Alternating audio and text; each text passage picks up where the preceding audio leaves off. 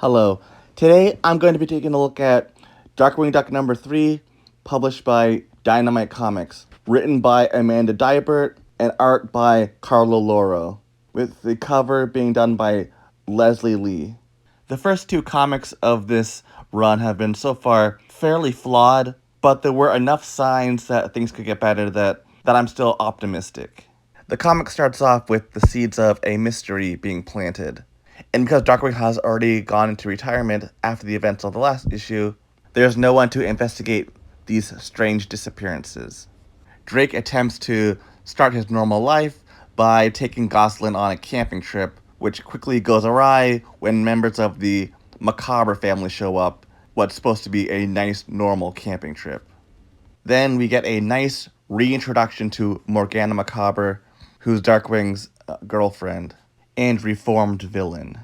It turns out that Darkwing wants Morgana to move in with him and Goslin and live a normal life with them, in which Morgana agrees to.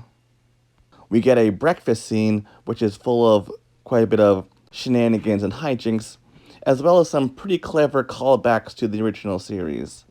And then we end with a quick scene at Goslin's school, where the mystery that was set up in the beginning of the issue begins to reveal itself more to the characters. Since I'm a fan of the show, I know what they're building to, but anyone else who isn't a Darkwing fan, this is a pretty effective cliffhanger to end the issue on, as well as also setting up a lot of intrigue for the next issue.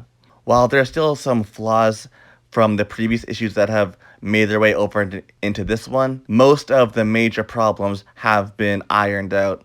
This was a much more enjoyable read than the first two issues, and also does a much better job of capturing the tone of the show.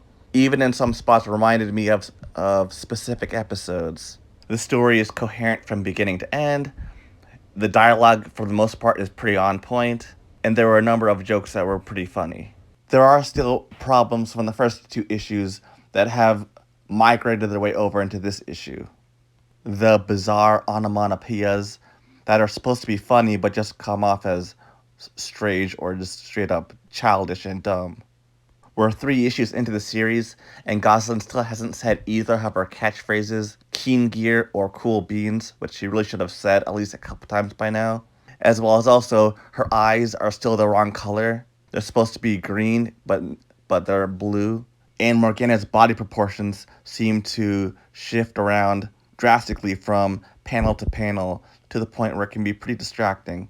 And while some overused Darkwing stock poses do show up in this issue, it's not as prevalent as it was in the first 2 issues. When it's all said and done, while this issue does have some of the problems of the previous issues, it is a noticeable step forward in terms of quality on both the writing level and also the art level.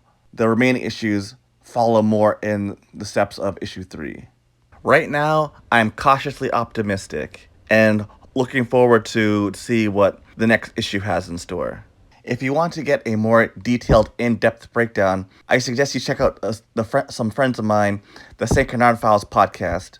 They're critical but fair, and there were things that I didn't pick up on immediately that if it wasn't for Mike and especially Stan picking up on a lot of the small details. Well, till next time, see ya.